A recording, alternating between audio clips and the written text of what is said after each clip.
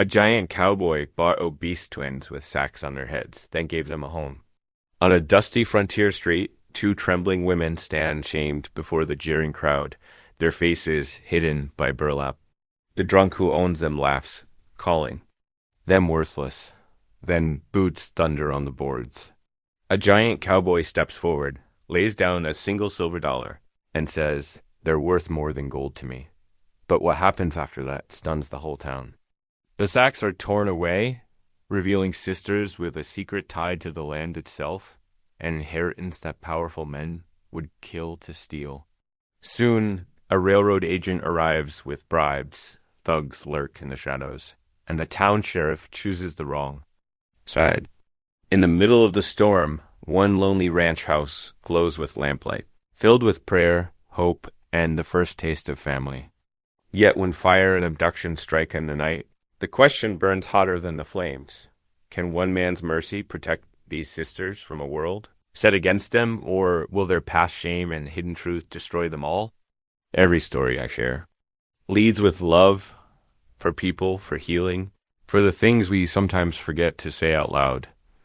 The scorching Colorado sun beat down mercilessly on the dusty street of Silverhorn as townspeople gather near the weathered wooden porch of the Silver Spur Saloon. The crowd shifted and muttered, their boots stirring up clouds of pale dust.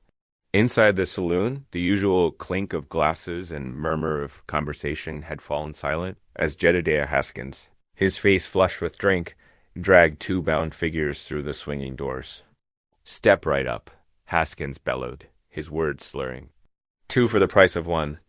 These worthless nieces of mine need a new keeper, and I aim to be rid of him today."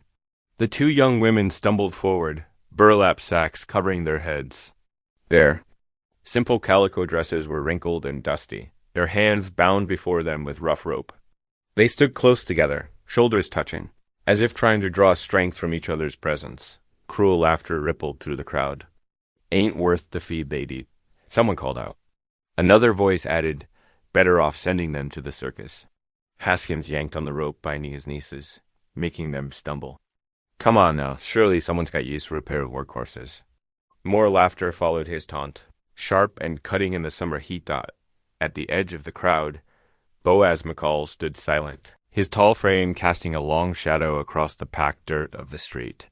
His weathered face grew grim as he watched the scene unfold. The Bible verse his mother had read to him countless times echoed in his mind. Defend the weak and the fatherless. Uphold the cause of the poor and the oppressed. Without a word, he moved forward. The crowd parted before him, like water around a stone. His spurs jingled softly with each measured step until he reached the porch. Reaching into his vest pocket, he withdrew a single silver dollar and placed it deliberately on the rough wooden table. "That'll do," he said, his deep voice carrying across the suddenly quiet street. "I'll take them both." Haskins sneered, swaying slightly. $1? That all you reckon they're worth?" "No," Boaz replied steadily. "They're worth far more than that. But it's all you deserve for treating your own kin this way." He turned to address the crowd, his voice firm and clear. "These women aren't property to be sold.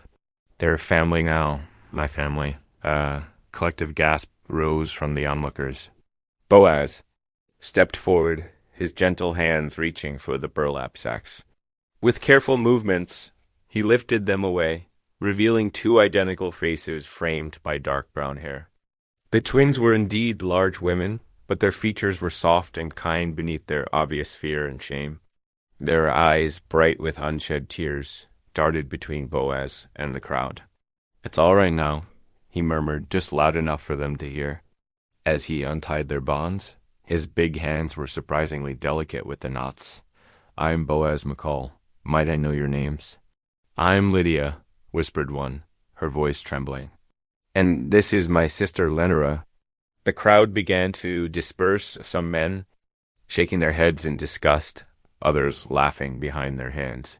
But the women of the town watched from doorways and windows, their expressions thoughtful. Martha Jensen, the minister's wife, gave a small nod of approval. Sarah Cooper, who ran the general store, wiped a tear from her cheek. Boaz ignored them all, focusing solely on the twins. My wagon's just down the street. Would you allow me to help you there? Lenora, her chin lifting slightly, spoke for the first time. Why are you doing this, Mr. McCall? Because it's right, he answered simply. And because no one should be treated as less than human. The day's heat began to fade as evening approached, painting the sky in shades of purple and gold.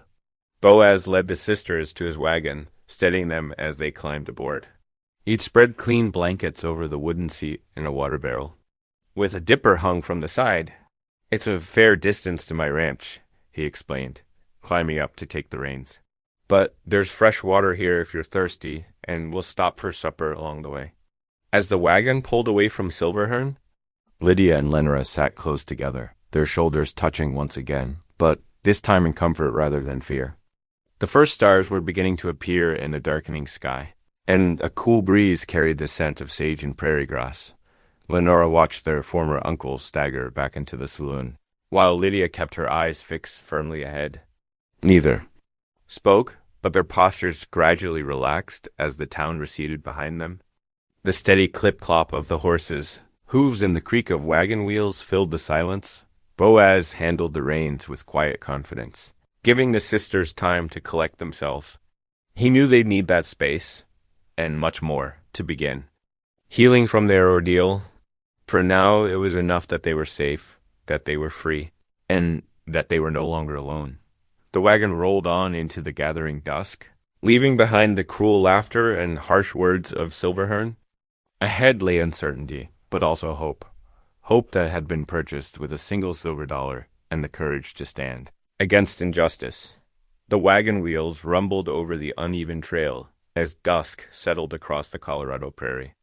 Each bump and rut sent tremors through the wooden bench where Lydia and Lenora sat huddled together, their shoulders pressed close. Their simple calico dresses, dusty from the day's ordeal, rustled softly with each jolt of the wagon. The sisters remained silent, their fingers intertwined, casting uncertain glances at the broad-shouldered man who guided the horses. Though he had shown them kindness in town, years of cruel treatment had taught them to be wary. The creak of leather harnesses and the steady clip-clop of hooves filled the growing darkness. Boaz cleared his throat softly, sensing their unease. "Reckon you might be wondering what's ahead," he said, his deep voice gentle. "I want you to know you'll have a proper roof over your heads at my place. 3 meals a day, too." He paused, letting his words settle. "Most important, you'll have your dignity. No one's going to harm you there." Lenora's grip on her sister's hand tightened slightly. Lydia drew in a shaky breath, but neither spoke. "It ain't much," Boaz continued, "but it's clean and solid. Got a good kitchen, fresh well water, and a garden plot that could use tending, if you have a mind for it." He clicked softly to the horses as they rounded the bend. "Whatever work you choose to do, it'll be your choice. You're not servants here." The last rays of sunlight caught the moisture in Lydia's eyes. Lenora straightened her shoulders, as if bearing the weight of their shared past dot. As night drew its purple curtain across the sky, a small homestead came into view. The ranch house was modest but well maintained, its weathered boards standing strong against the prairie winds. A barn stood nearby, and a corral stretched behind it. A few cattle lowed softly in the distance. Boaz guided the wagon to a stop near the house's front porch. "Home," he said simply, setting the brake.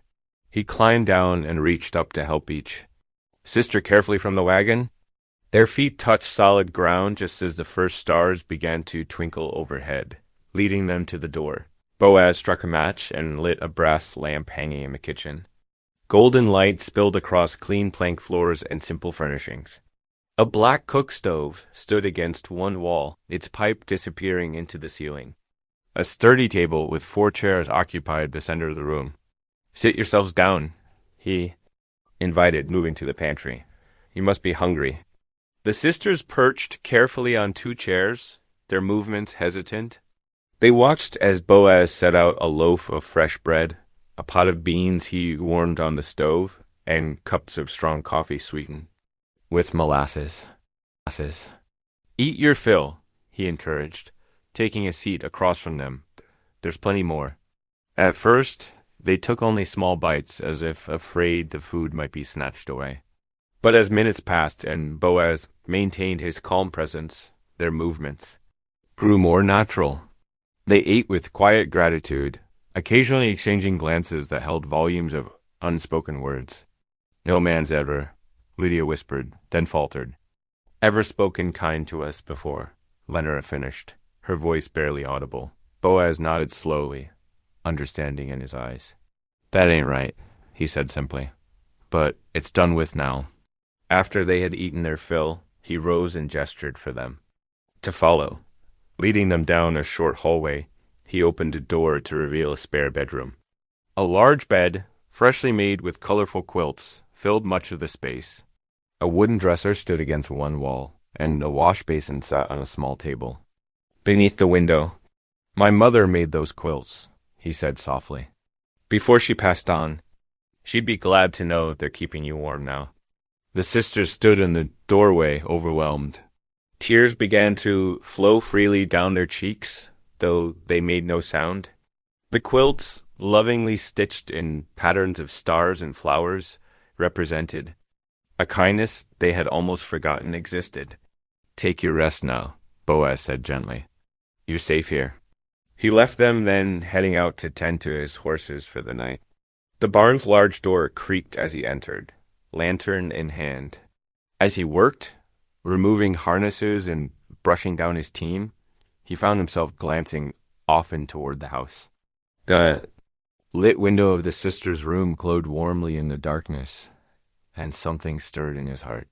A sense of purpose he had thought lost in his years of solitary ranching. Inside the bedroom, Lydia and Lenora changed into their worn nightgowns and climbed beneath the soft quilts. The bed was clean and comfortable, unlike anything they had known in their uncle's house. Outside, crickets chirped their evening song, and a cool breeze carried the sweet scent of prairie grass through the partially opened window. "Dear Lord," Lydia whispered into the darkness, her sister's hand clasped in hers. "Thank you for this mercy." "For this roof," Lenora added softly. "For this kindness," they finished together, their voices blending as naturally as their shared features.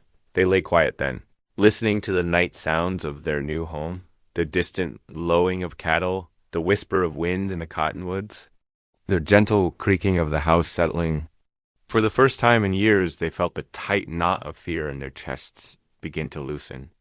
Sleep came gently, wrapped in the embrace of safety and unexpected grace. Golden morning light streamed through the kitchen window as the aroma of fresh biscuits filled the ranch house. Lydia stood at the cook stove, her movements sure and practiced, as she lifted the cast iron lid to check on her handiwork. The familiar task brought comfort, and a small smile played at her lips as she inhaled the promising scent dot in the adjacent room. Lenora sat at a worn oak table with Boaz, sheets of paper spread before them. Her quick eyes scanned columns of numbers, while her finger traced each line. "These figures don't quite match," she said softly, tapping a particular entry. "See here? The count from May seems off by 3 head. Boaz leaned closer, his large frame dwarfing the wooden chair. "Reckon you're right," he admitted, impressed by her sharp attention to detail. "Never was much good at keeping these books straight. I could help organize them properly," Lenora offered, then quickly added, "If you'd like." "Much obliged," Boaz nodded, genuine appreciation in his voice. "Been needing a proper accounting for some time now." "From the kitchen, Lydia?" called out, "Breakfast ready." The warmth in her voice carried a newfound confidence, born from the simple act of being useful. They gathered around the table as Lydia set down a plate piled high with golden biscuits, alongside strips of salt pork and a pot of dark coffee. Steam rose in the cool morning air as they bowed their heads for grace. As they ate, the sisters exchanged glances, a silent conversation passing between them. Finally, Lydia spoke, her voice barely above a whisper. "Our uncle, he kept us hidden away most times." Lenora nodded, adding, "Said we were an embarrassment. Too big to be seen in proper company." Her fingers twisted in her lap as she spoke. "Started. After Pa died," Lydia continued, her eyes fixed on her plate. Uncle Jedediah took us in, but he made sure we knew we were burdens. Said no one would want to look at girls our size. Boaz's hand tightened around his coffee cup, but his voice remained gentle. Your uncle was wrong. Size don't measure a person's worth. He kept us from schooling, Lenora said, a trace of bitterness in her tone. But I learned numbers anyway. Taught myself from his ledgers when he was deep in his cups.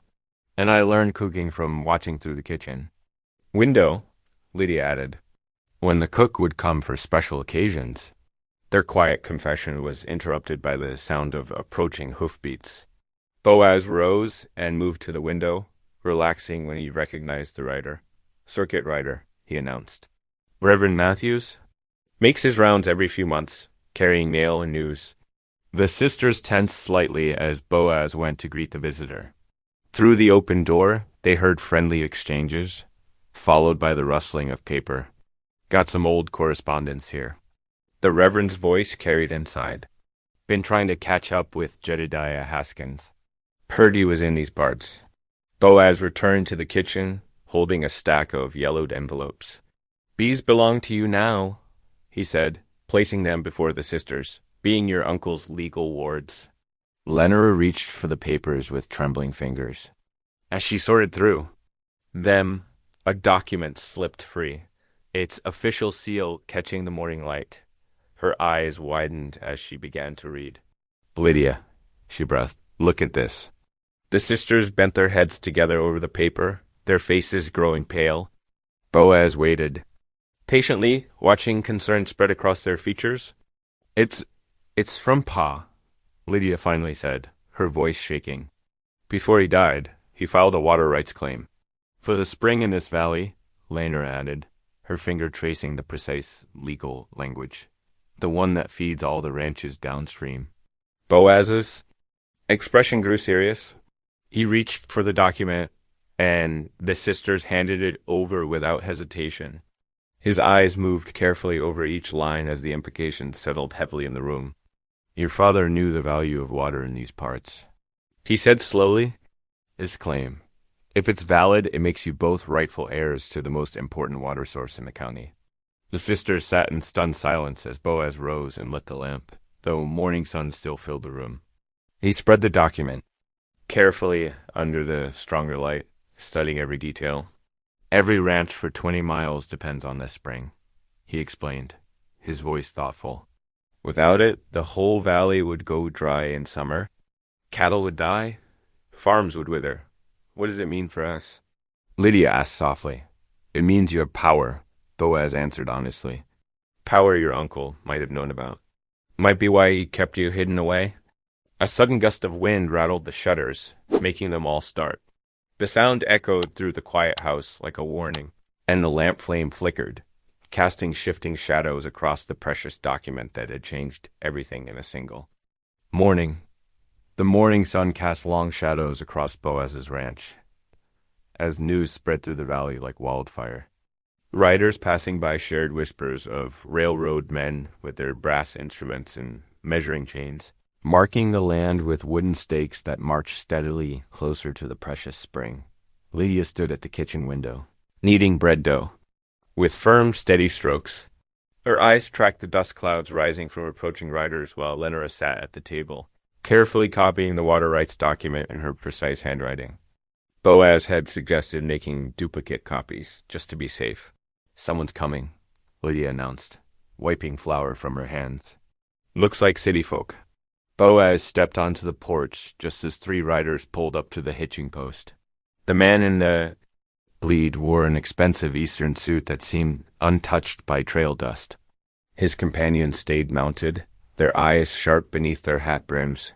Mr. McCall? The well-dressed man dismounted with practiced grace.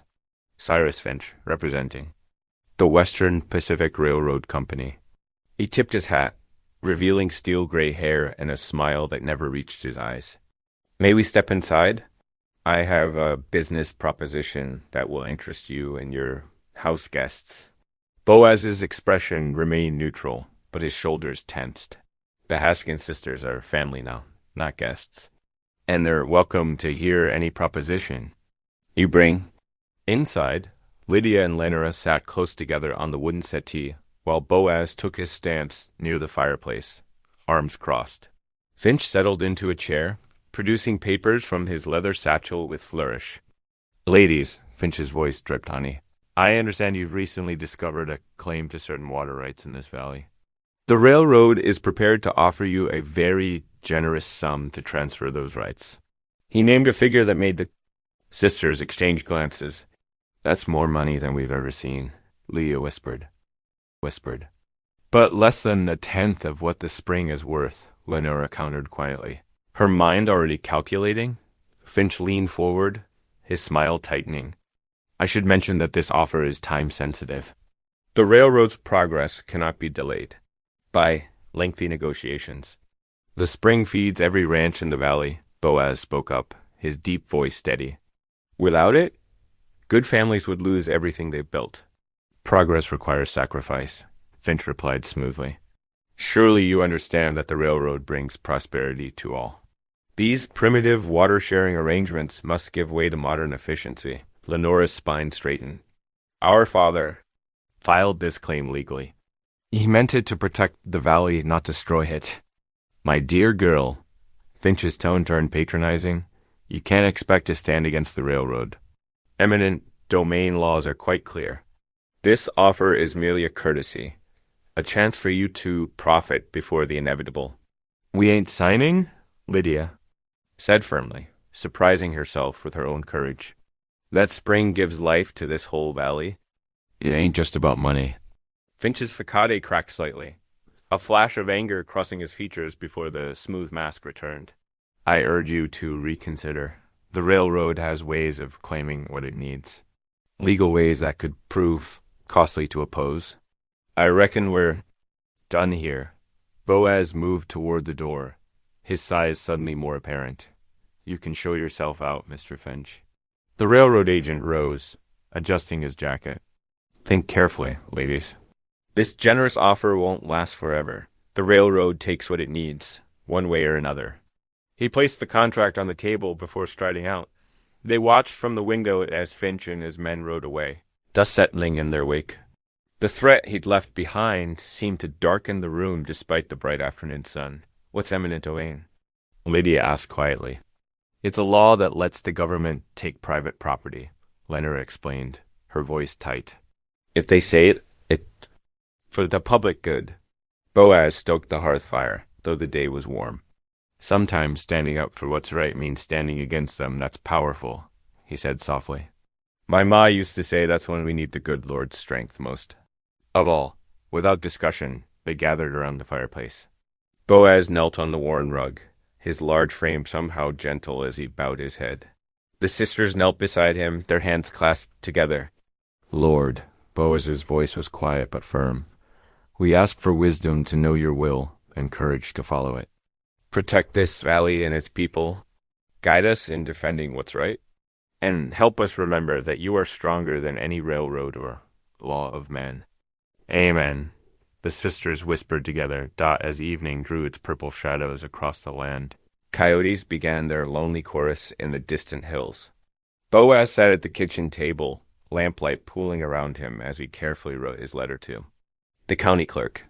His big hands moved slowly but surely across the paper, affirming the sisters' claim and detailing its importance to the valley's survival. Lydia and Lenora had retired to their room, but he could hear their soft voices through the door, praying together as they had every night since arriving.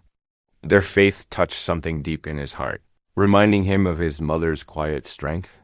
The lamp flame wavered as a cool breeze slipped through the window, carrying the coyote's song. Boaz sealed the letter carefully, knowing it might be their only shield against the railroad's power. Tomorrow, he would ride into town to file it properly, making sure every detail was recorded just as the law required.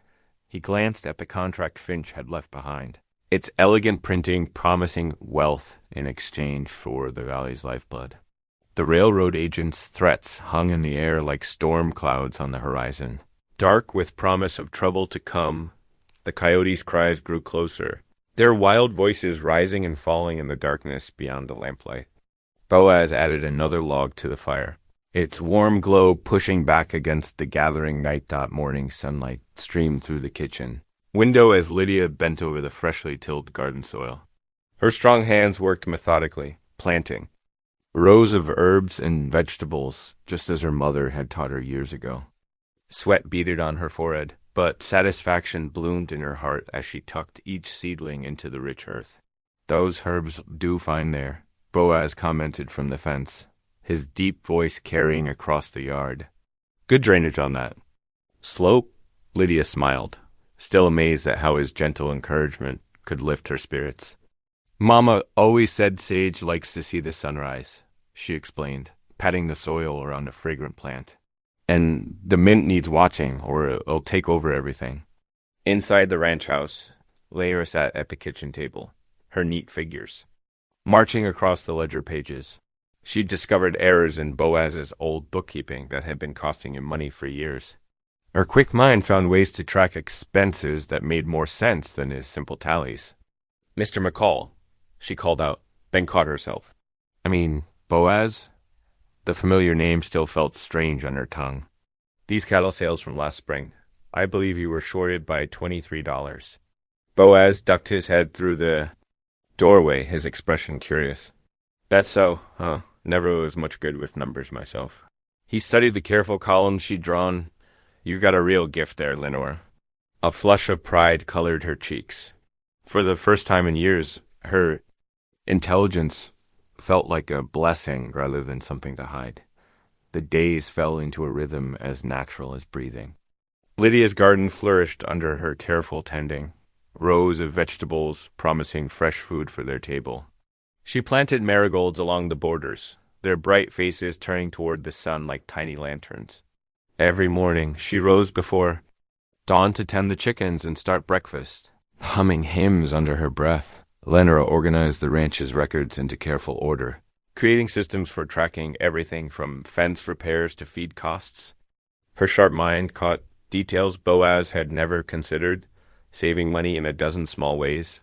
She taught him to double-check his figures, patient with his slow calculations. The kitchen became the heart of their growing family. Each evening, savory smells filled the house as Lydia prepared hearty suppers of beef stew, fresh bread, and vegetables from her garden. The table that had known only Boaz's solitary meals now held 3 plates, 3 cups, and conversations. That stretched long after the food was gone. One Wednesday, they drove the wagon into town for supplies.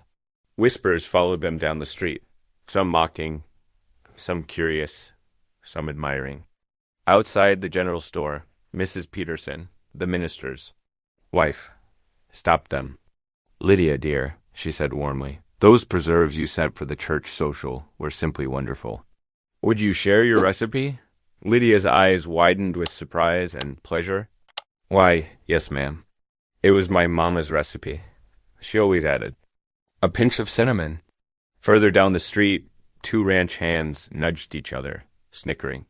"Hey, McCall," one called out, "them girls eatin' you out of house and home yet?" Before Boaz could respond, Lenora straightened her spine. "Actually," she said clearly, "our careful management has improved the ranch's profits by 12% this month alone." The men's laughter died in their throats as Boaz's proud smile said everything necessary. That evening, after supper was cleared away, Boaz brought out his mother's old hymnal. The leather cover was worn smooth by years of faithful hands. Pages dog-eared and well-loved. He set it on the table, lamplight catching the gold leaf cross on its cover. "Ma used to say there's nothing that brings family closer than raising voices together," he said softly. "Reckon we might try it?" Lydia's face lit up. "I know most of the old hymns by heart," she said. "Mama taught us when we were little. I'm not much for singing," Lenora demurred, but her sister caught her hand. "Just follow along," Lydia encouraged. "Nobody here to judge." Boaz's deep bass found the first notes of Amazing Grace, uncertain at first. Lydia's sweet alto joined in, supporting his melody. After a moment's hesitation, Lenora's voice blended with theirs. The harmony wasn't perfect. Boaz sometimes went flat, and Lenora struggled to find the right notes, but Their voices filled the house with something more precious than musical perfection as they sang verse after verse. Tears slipped down Lydia's cheeks.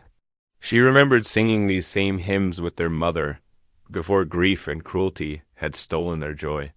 Beside her, Lenora's hand squeezed hers tightly. Through the window, heat lightning flickered in the distant mountains. Summer. Storms were building, promising both the rain they needed and the threat of flash floods. But inside the warm circle of lamplight, the three voices rose together, creating something new and healing from the broken pieces of their past. Later that night, as Boaz checked the barn before bed, he paused in the doorway of his house. Light spilled from the windows, and he could hear the sisters' quiet voices inside. The empty rooms that had echoed with his solitude for so many years now held laughter, prayer, and purpose. Purpose. His mother's last words came back to him. The Lord works in mysterious ways, son. Keep your heart open to his plan. Standing there in the gathering dusk, watching the lightning play across the mountains, Boaz felt the truth of those words deep. In his soul, inside, Lydia was banking the fire while Lenora finished one last column of figures by lamplight. The aroma of fresh-baked bread still lingered in the air, mixing with the sharp green scent of sage from the garden. On the wall, his mother's cross-stitched blessing caught the firelight. As for me and my house, we will serve the Lord. Thunder rolled across the valley, distant but growing closer. Summer storms were coming, bringing both promise and challenge. But in that moment, watching his unexpected family settle into their evening routine, Boaz knew with certainty that his empty house had finally become a home. Sunday dawned clear and bright, the kind of morning that made the Colorado mountains shine like polished silver. Boaz hitched the wagon early, noting how Lydia and Lenora had taken special care with their appearance. They wore their best calico dresses, freshly pressed, their hair neatly braided and pinned. Ready for church. Ladies? Boaz asked, offering his hand to help them up into the wagon.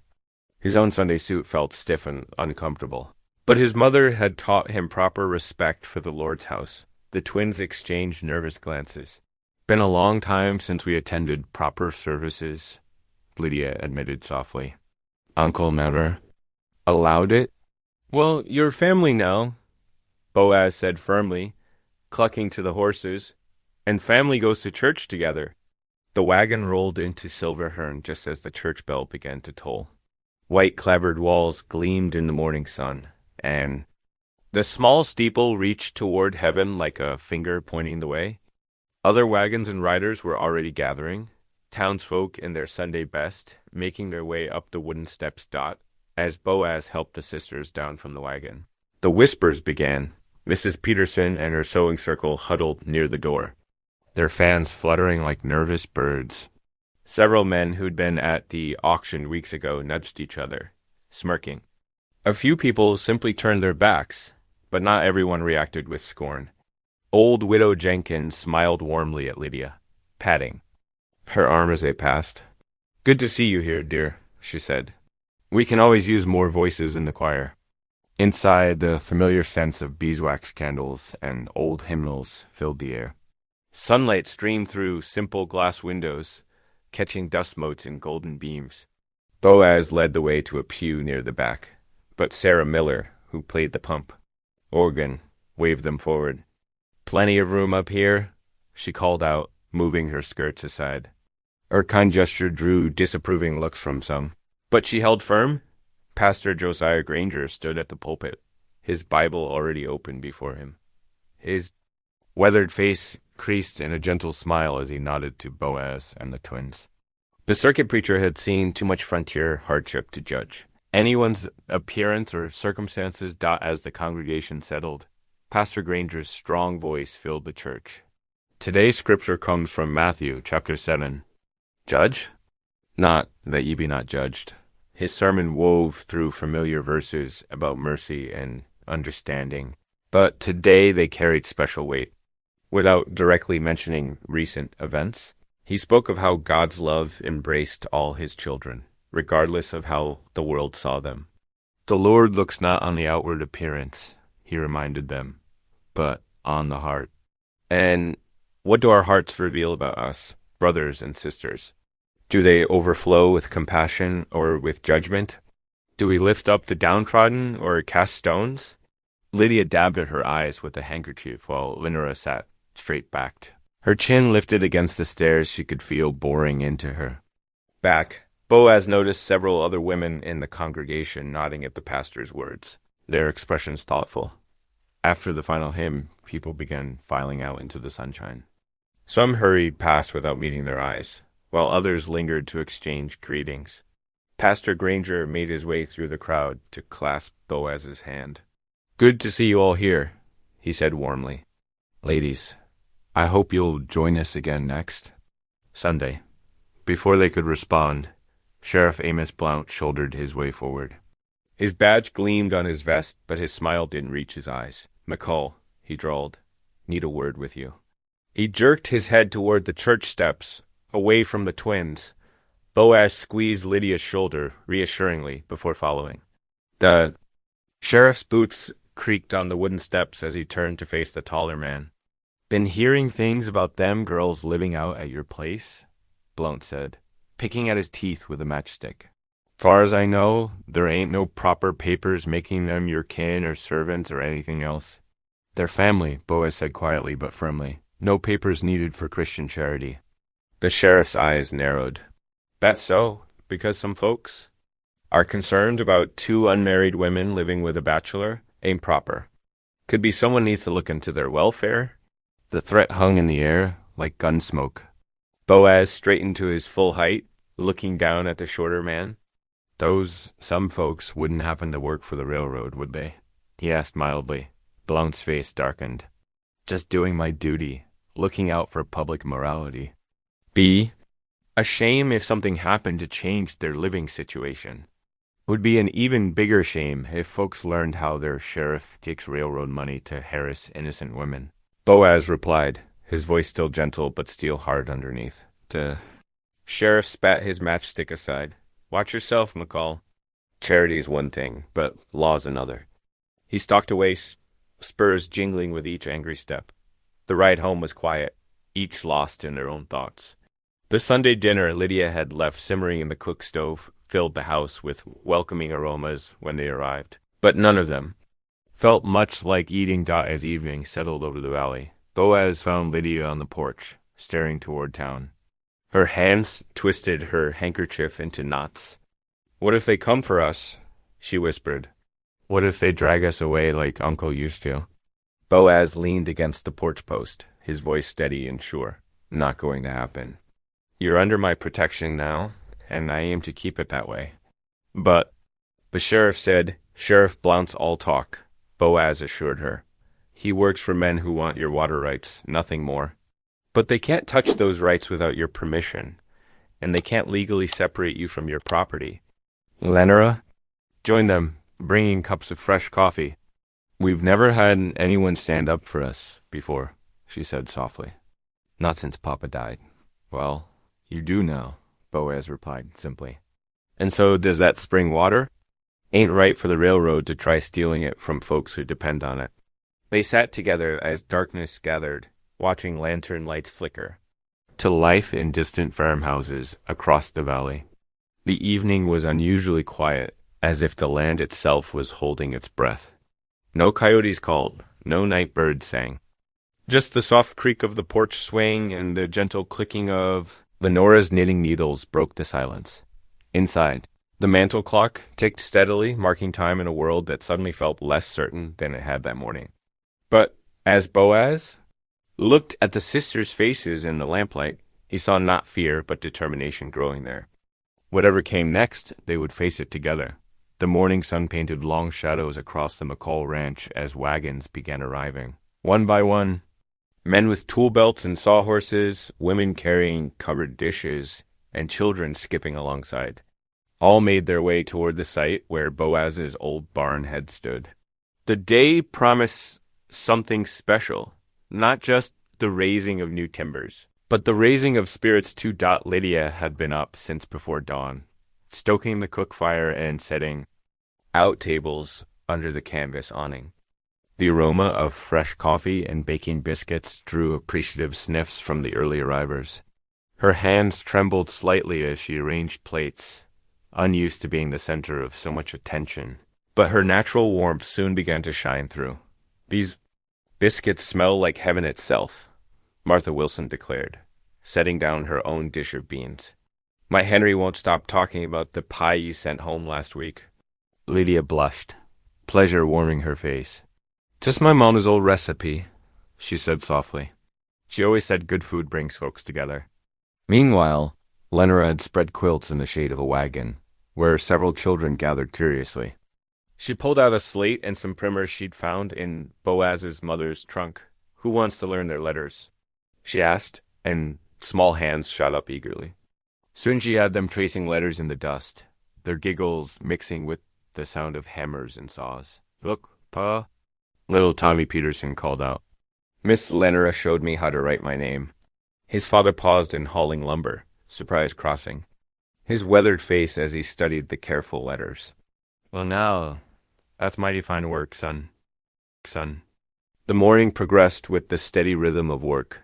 Men called measurements and directions to each other as the barn's framework began to rise against the blue sky.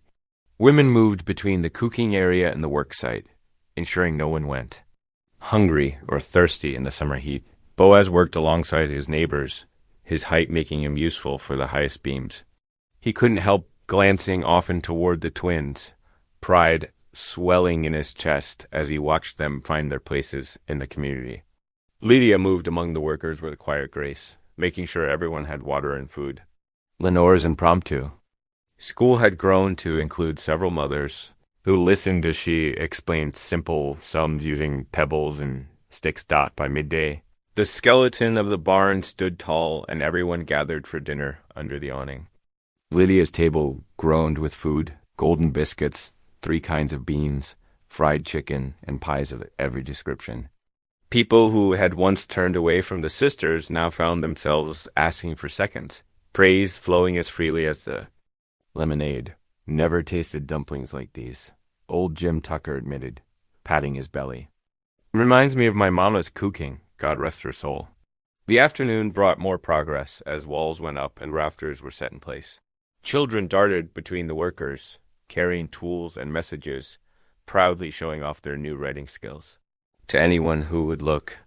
The air filled with the sweet smell of fresh-cut lumber and the satisfying thunk of hammers finding their marked dot as the sun began to sink toward the mountains. Painting the new barn in shades of gold, Lydia's clear voice rose above the cooling air. Amazing grace, how sweet the sound. The familiar hymn caught others' attention, tools falling silent as more voices joined in. Lenora's alto harmonized perfectly with her sister's soprano, years of singing together in their hidden room flowering into something beautiful. Was blind, but now I see. The hymn ended, but others followed. Soon the whole gathering had formed an impromptu choir, voices rising and falling in the twilight. Even those who had been most judgmental found themselves drawn in, shoulders touching as they swayed to the old songs of faith and hope. Boaz lit the lanterns as darkness crept in, their warm glow reflecting off the new barn's walls. The structure stood solid and true, a testament to what could be accomplished when people worked together. But more than that, it stood as a symbol of acceptance, of barriers broken down and hearts opened. Reckon that's about the finest barn raising we've had in these parts, Sheriff Blount said gruffly, surprising everyone by his change in tone.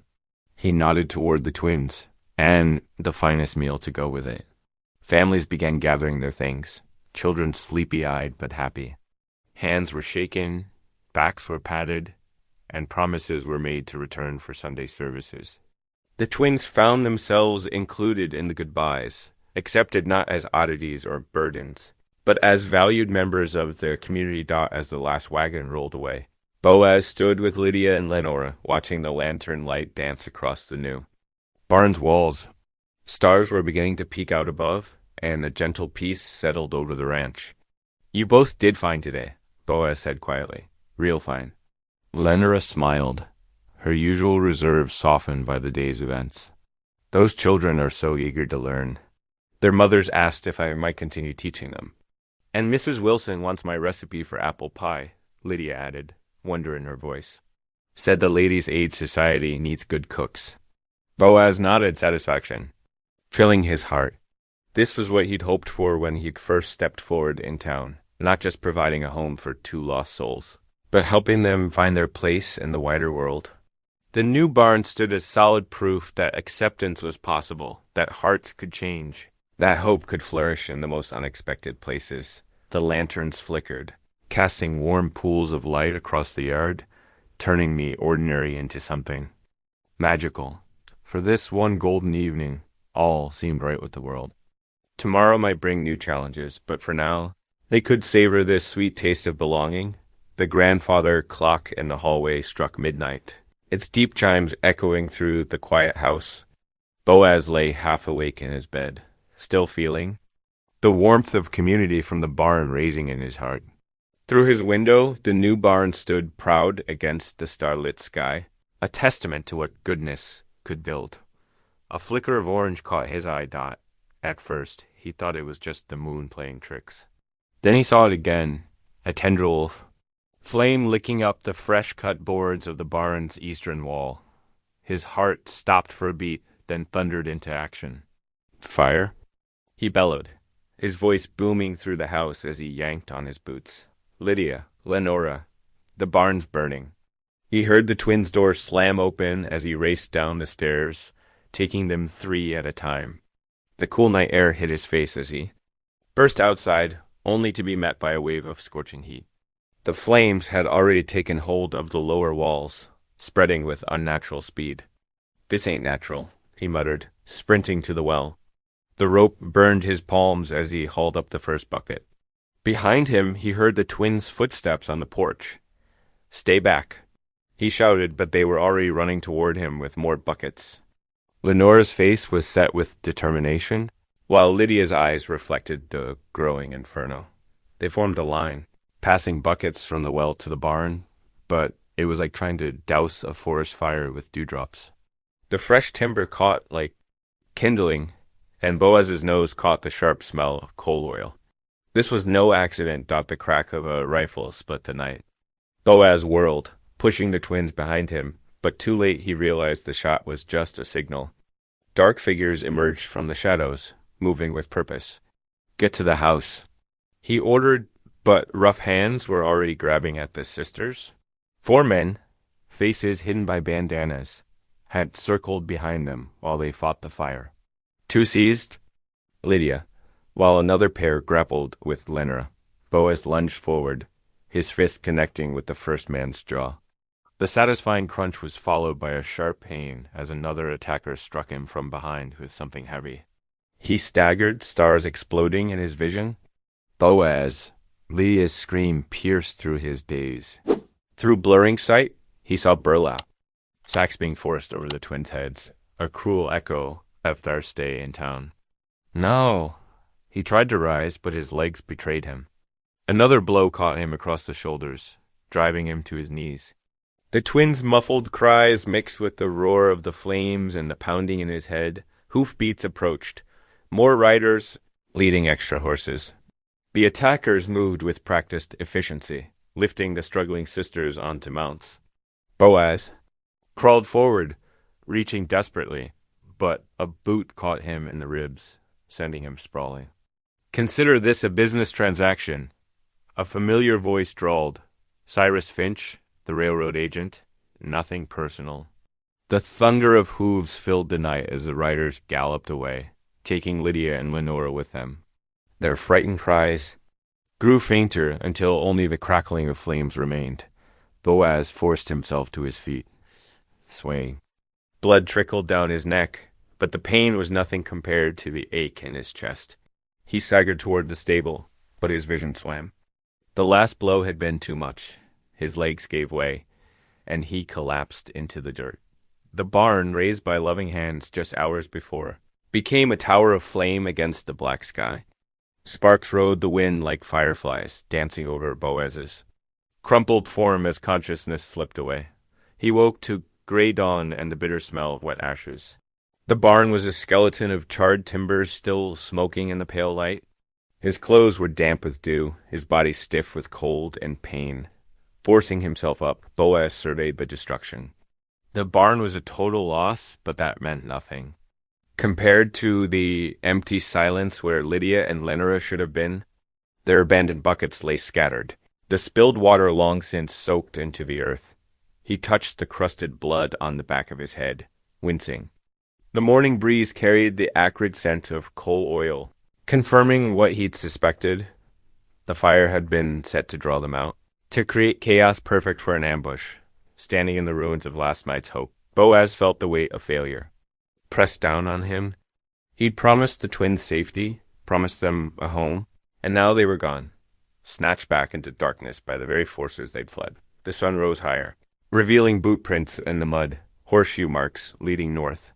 But Boaz knew following them would be useless.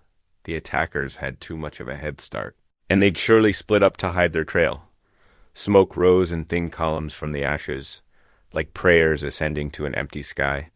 The peace and acceptance of yesterday felt like a dream now, shattered by flames and violence. All that remained was silence, broken only by the soft settling of cooling timbers and the hollow echo of promises unfulfilled. Boaz stood amid the ashes of the barn, his fists clenched at his sides. The twins were gone, taken by men who saw them only as obstacles to profit. The community's brief moment of unity lay in ruins, as blackened as the timbers at his feet. Dawn painted the mountains gold, but brought no warmth to the scene of destruction. Where yesterday had held such promise, now only desolation remained, a stark reminder of how quickly hope could turn to ashes in the night. Morning sunlight cast long shadows across the scorched earth where Boaz's barn had stood. The acrid smell of wet ash hung heavy in the air as the first wagon rattled up the dusty road to his ranch. Martha Granger, the pastor's wife, climbed down with a covered basket and a face etched with concern. "Brought you some fresh bread and stew," she said softly, finding Boaz standing amid the ruins. His clothes were still sooty from the night before, his eyes red-rimmed from smoke and sleeplessness. "Much obliged," he managed, his voice rough. More wagons appeared on the horizon, bringing a stream of townspeople throughout the morning. Some, like old Tom Webster and his sons, came with tools and lumber, ready to help rebuild.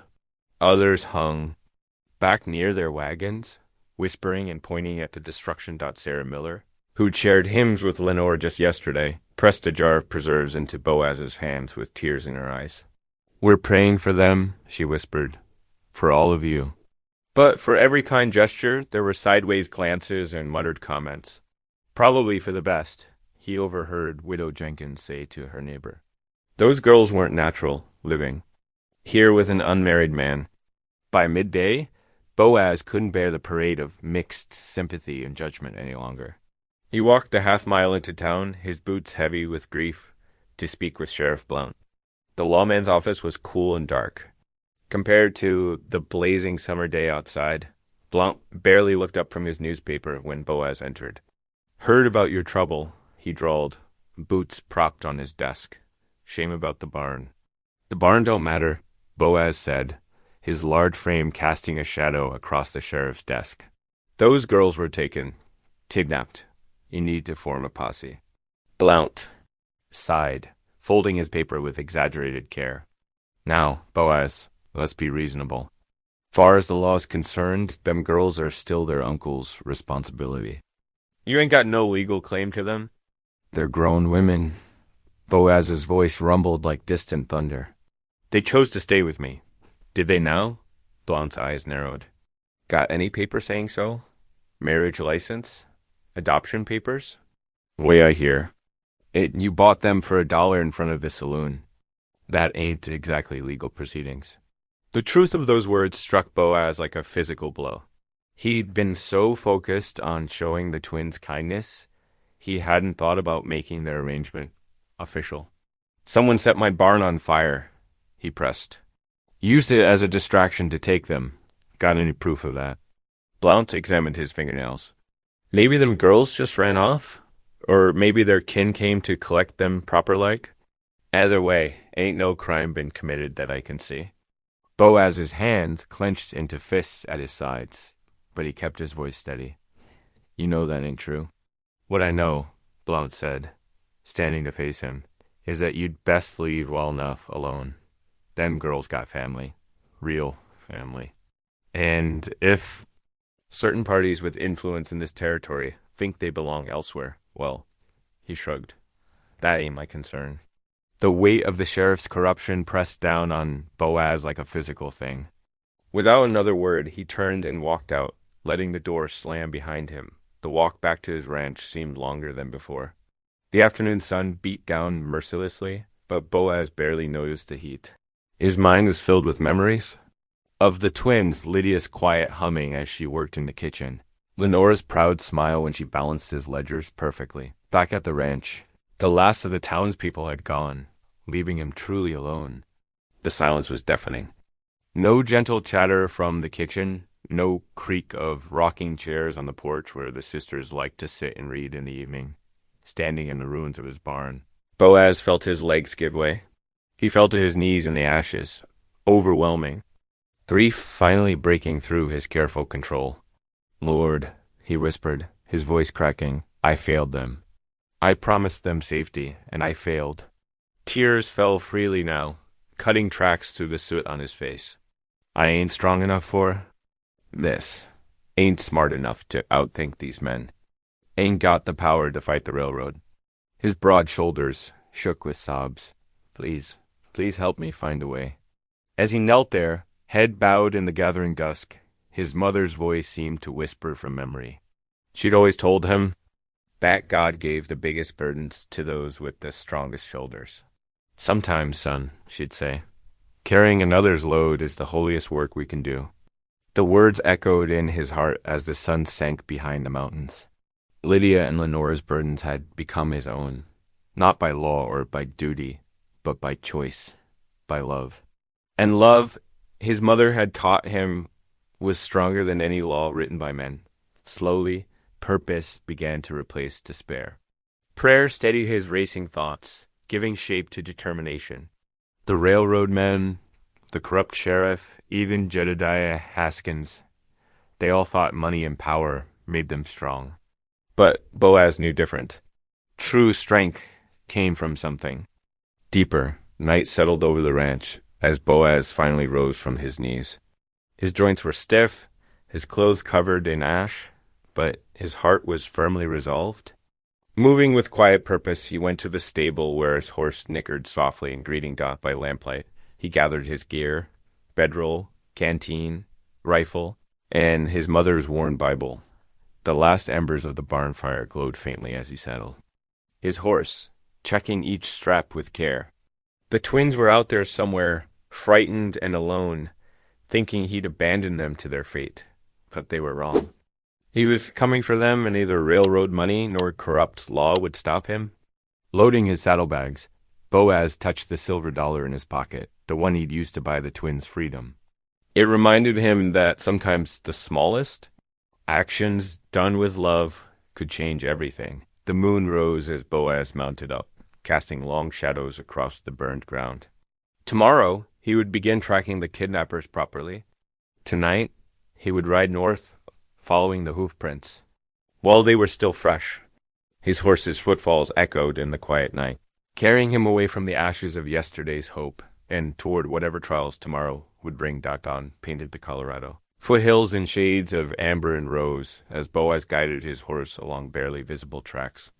The morning air carried the scent of pine and sage, mingling with the earthy smell of crushed grass where hooves had passed. His keen eyes studied the ground, noting signs most men would miss. Broken twigs, displaced stones, spots where dew had been disturbed. The sun climbed higher as he followed the trail northwest, toward the more rugged country where settlers rarely ventured.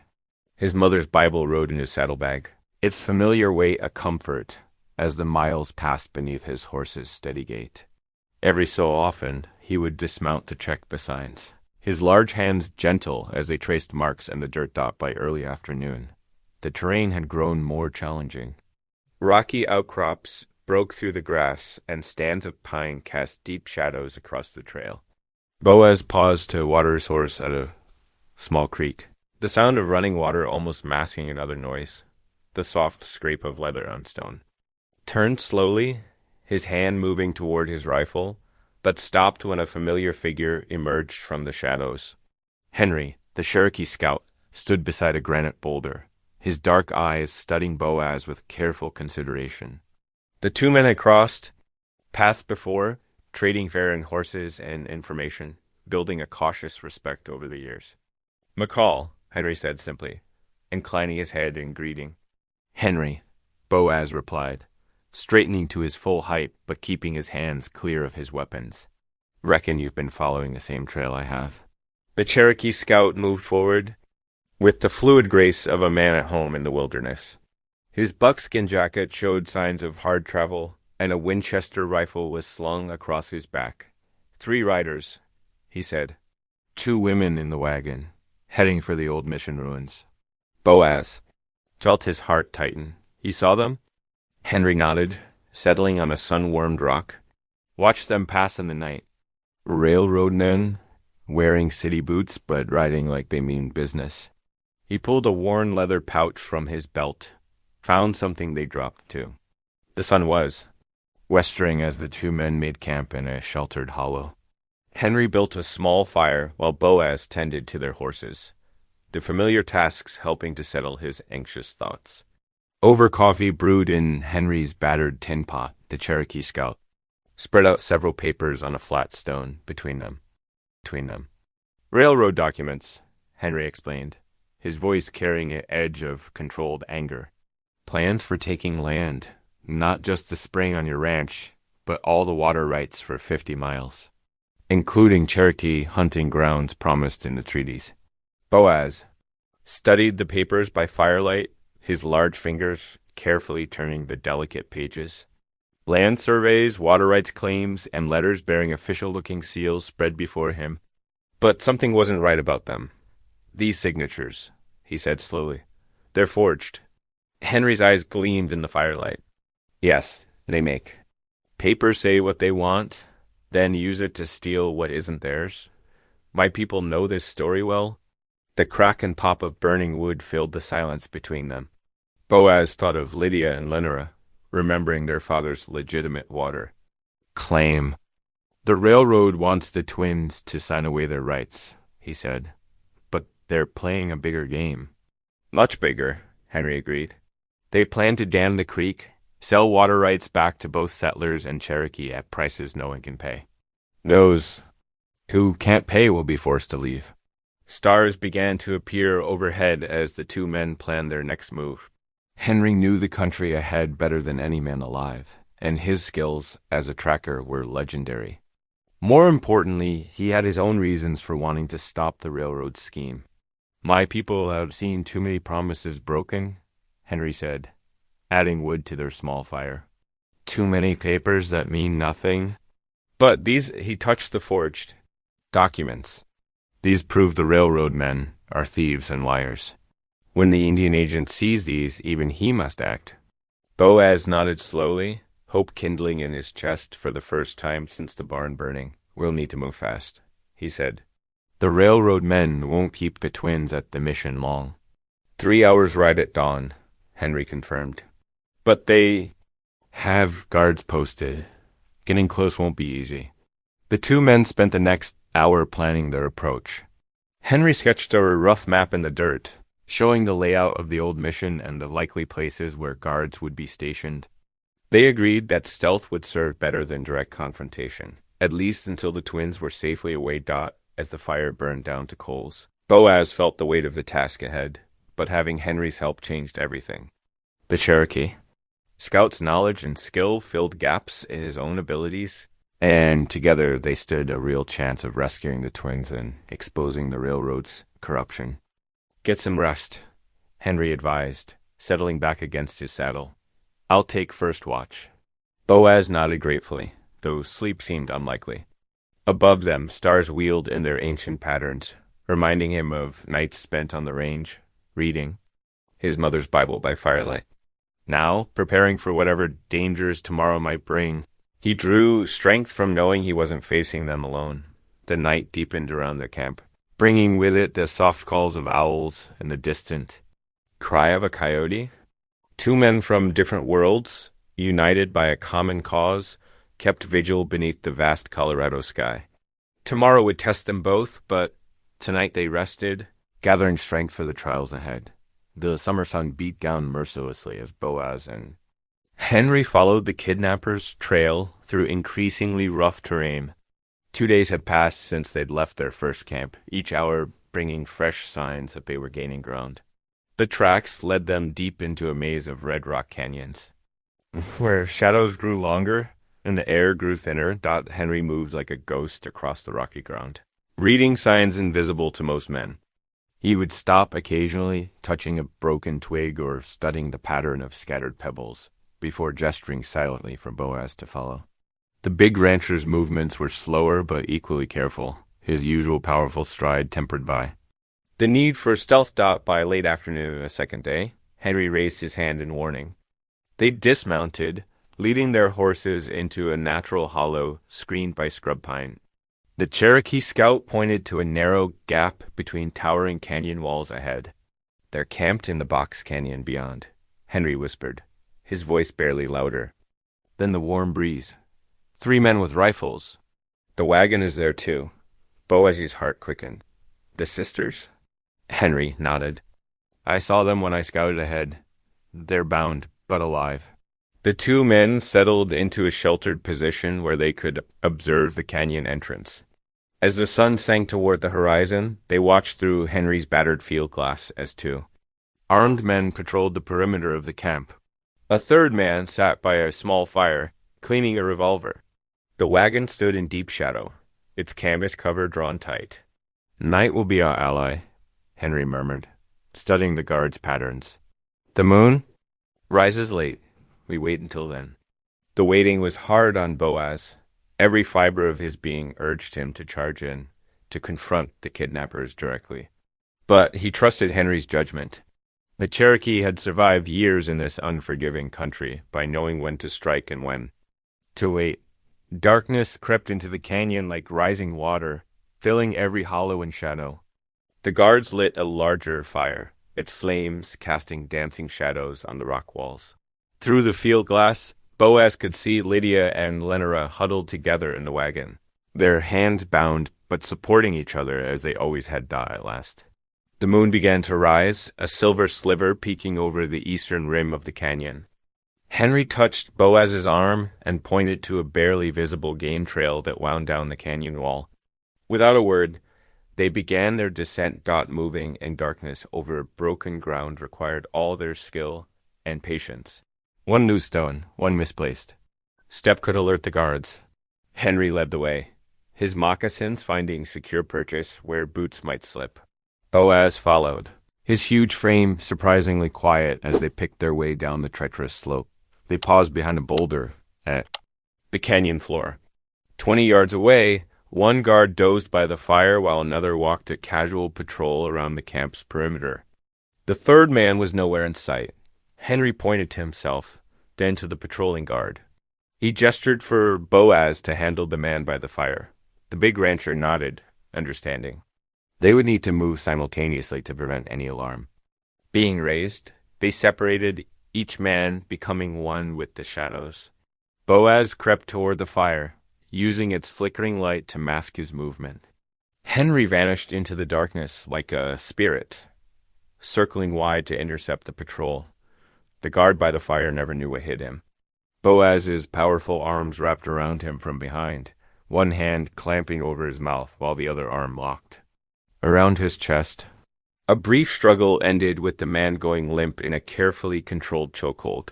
Across the camp, Henry moved with deadly grace. The patrolling guard had no chance to cry out before the Cherokee's arm snaked around his neck, dropping him without a sound. But where was the 3rd man?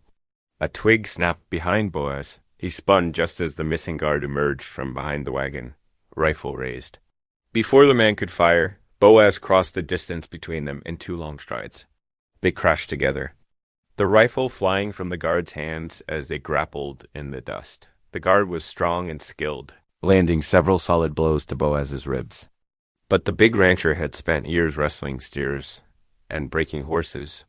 He absorbed the punches and kept coming, finally managing to pin his opponent with one massive arm while his free hand delivered a knockout blow. Heart-pounding. Boaz looked up to see Henry already working on the ropes binding the twins. Lydia and Lenora were crying softly, trying to stay quiet even as tears of relief streamed down their faces. Their wrists were raw from the ropes, but they seemed otherwise unharmed. "You came for us," Lenora whispered as Boaz helped them down. From the wagon, "We prayed you would." "Hush now," he said gently, pulling both sisters into a brief embrace. "We need to move fast. Can you ride?" They nodded bravely, though neither had much experience on horseback. Henry had already brought their horses down from the hiding place, working with remarkable speed to harness them to the wagon. "The guards will wake soon," the Cherokee warned, helping the sisters climb onto the wagon seat. "We must be gone before." Then Boaz mounted up, taking the lead while Henry brought up the rear.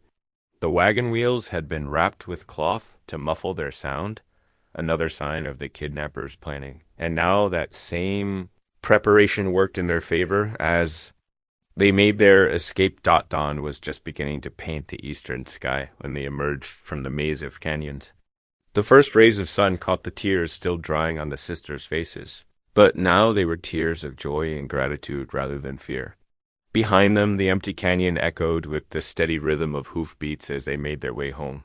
Lydia reached out to squeeze Boaz's hand as he rode beside the wagon. "Thank you," she said simply. "Both of you. Both of you."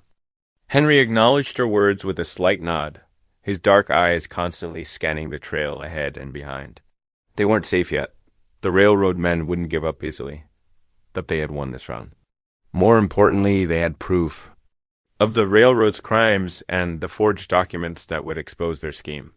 The morning sun climbed higher as they rode, casting their shadows long across the trail. Four people who might never have found each other under different circumstances, now bound together by loyalty, courage, and a shared fight for justice. The road ahead would not be easy, but they would face it together. The morning sun climbed high as Boaz's wagon approached his ranch, the wooden wheels creaking with each turn. Lydia and Lenora sat huddled together on the seat, their faces drawn with exhaustion, but bright with relief. Boaz rode beside them, his broad shoulders slumped with weariness, while Henry brought up the rear, ever watchful for pursuit. As they crested the final hill, shapes moved in the yard ahead. Boaz tensed until he recognized Martha Granger. The pastor's wife and several other neighbors gathered near his house. Word of their return had somehow spread ahead of them. "Look there," Lydia whispered, pointing to fresh lumber stacked neat and orderly where the burned barn had stood. Someone had already begun the work of rebuilding. Tears welled in Boaz's eyes at this simple act of neighborly kindness. He hadn't expected help, not after the way some folks had turned their backs when the twins were taken. The small crowd surged forward as the wagon rolled into the yard. Martha Granger reached them first, her arms already laden with blankets and a steaming pot of coffee. "Thank the Lord you're all safe," she said, helping the sisters down from the wagon. "We've been praying day and night." Other neighbors pressed close, offering words of welcome and support. Even Tom Wheeler, who'd kept his distance before, stepped forward to clasp Boaz's hand. "Whole town's been talking," Tom said gruffly, "about what the railroad's been doing. Ain't right. What happened to these girls?" Henry dismounted smoothly, the satchel of documents secure under his arm. His quiet presence drew curious looks from the townspeople, but no one dared show disrespect to the man who'd helped rescue the twins. "There's to be a town meeting at noon," Martha announced, wrapping a blanket around Lenora's shoulders. "Pastors called everyone together. The truth needs telling." 2 hours later, the church was packed to bursting. Sunlight streamed through the high windows, illuminating dust motes that danced in the stuffy air. The twins sat in the front pew beside Boaz, their heads held high despite their obvious fatigue. Henry stood near the door, watching as Sheriff Blount swaggered in, followed by a nervous-looking Cyrus Finch. Pastor Granger called the meeting to order with 3 sharp raps of his walking stick against the floor. "We are gathered here today," he began, "to hear testimony regarding recent events that have shaken our community." Henry stepped forward then, his movements deliberate and dignified. He placed the satchel of documents on the pulpit and began to speak, his voice clear and steady. "These papers tell a story of greed and corruption," he said, holding up several sheets of yellowed paper. "Here are forged documents meant to steal land from both settlers and Cherokee people. Here are bribes paid to officials, including our own sheriff. And here," he paused, producing a final document, "is proof that Cyrus Finch ordered the burning of Boaz McCall's barn and the kidnapping of 2 innocent women." A gasp rippled through the congregation. Sheriff Blount's face turned purple with rage. "You can't prove nothing," he shouted, starting forward. But several men moved to block his path. "Every paper is signed," Henry continued calmly. "Every transaction recorded. The railroad company's own ledgers show the truth." Cyrus Finch began, edging toward the door, but found his way blocked by Tom Wheeler and 2 other ranchers. Their faces were grim with purpose. "Furthermore," Henry added, 3 hired men are currently tied up in Dead Man's Canyon, ready to testify about who paid them to commit these crimes." The church erupted in angry shouts. Sheriff Blount tried to draw his pistol, but faster than anyone could follow, Henry's hand closed over his wrist. The weapon clattered to the floor. "I reckon," Tom Wheeler drawled, "we ought to be appointing us a new sheriff. And sending telegrams to the federal marshal," Pastor Granger added firmly. "These are serious crimes, Mr. Finch." Cyrus Finch broke. Then, shoving past the men at the door and fleeing into the street. No one bothered to chase him. The telegraph wires would move faster than any horse he could steal, Dot in the sudden quiet that followed. Lydia and Lenra rose slowly to their feet. The sisters joined hands, drawing strength from each other as they had always done. "We claim our father's water rights," Leonora stated clearly, her voice carrying to every corner of the church. "Not just for ourselves, but for all who depend on that spring." "The water belongs to the land," Lydia added softly. "And to the people who work it? We won't let it be stolen by those who see only profit." A murmur of approval swept through the congregation.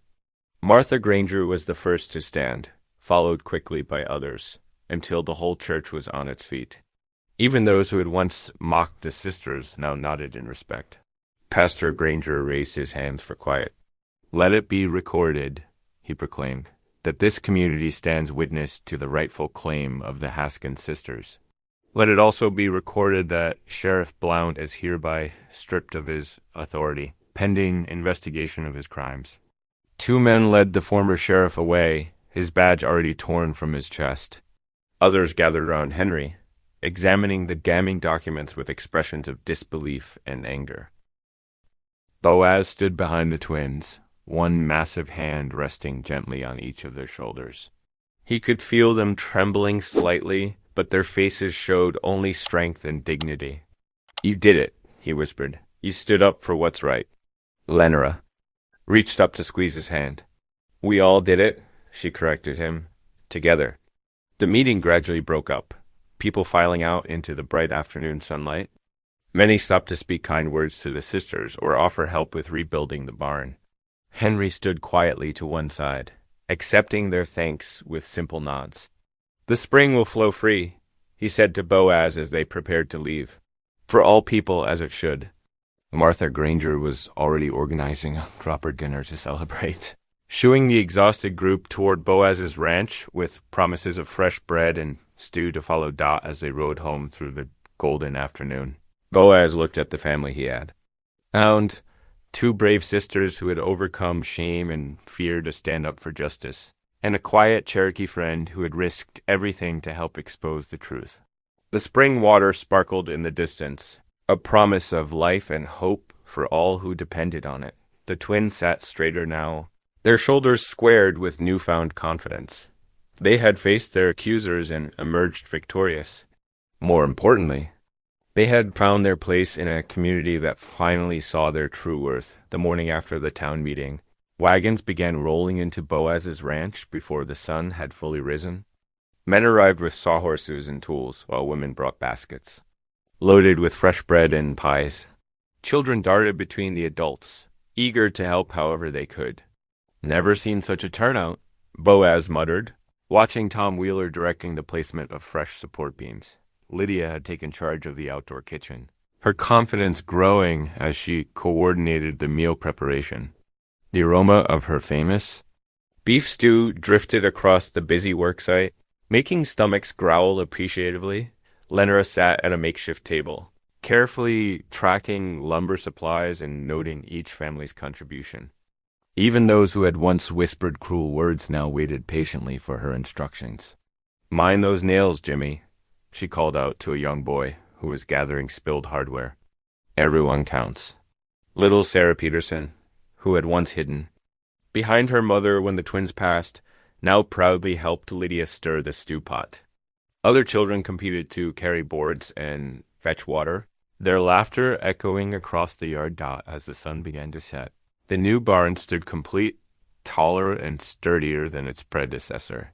Boaz walked among the tired workers, shaking hands, and offering heartfelt thanks to each person.